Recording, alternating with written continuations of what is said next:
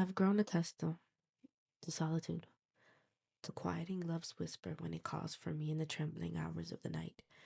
And yet, I feel him, steadied, unhurried, inviting me to unravel the most delicate chambers of my own becoming.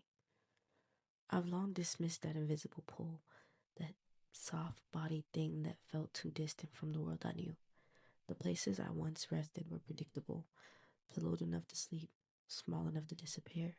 But now I wander unfamiliar ground, and somehow my spirit is ready to journey home. He asks me to surrender, promises that he'll lead me back. But I was raised in a matriarch's house. No man has ever held dominion over my breath. He asks me to trust, but the only compass I've ever honored is the one that points towards danger. I've grown intimate with A, so I kept myself tucked away. He asks for oceans and I offer rivers. He studied my mind, tries to slip past the guards I built from instinct and memory. Why do you tempt me with visions of a life that I'm not even sure are mine? Marriage, children, a home that breathes with warmth of green picket fence and acre of quiet earth. Why insist that this heart, so careful with its openings, must one day open for another? He asks if I miss the woman I was, and I almost whisper, yes. She didn't know how fiercely love burns before the flame collapses into ash.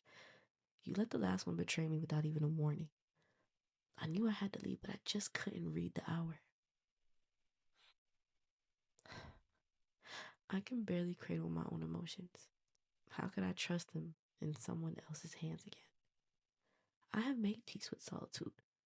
So why do you keep calling my name? Why won't you let me rest in the quiet that I've carved for myself? I seek serenity in my certainty. This isn't guarding, this is survival. I find holiness in the pause while others rush towards noise. Even my darkest hiding places have become sanctuaries for light. He tells me to surrender, but surrender is a language my body never learned. He says all I must do is open the door. What for? The word guard in that passage actually refers to guard like a prison guard guards a prisoner. Prison guards do not guard to keep people from getting in. That's not their primary focus. Their primary focus is to keep people from getting out.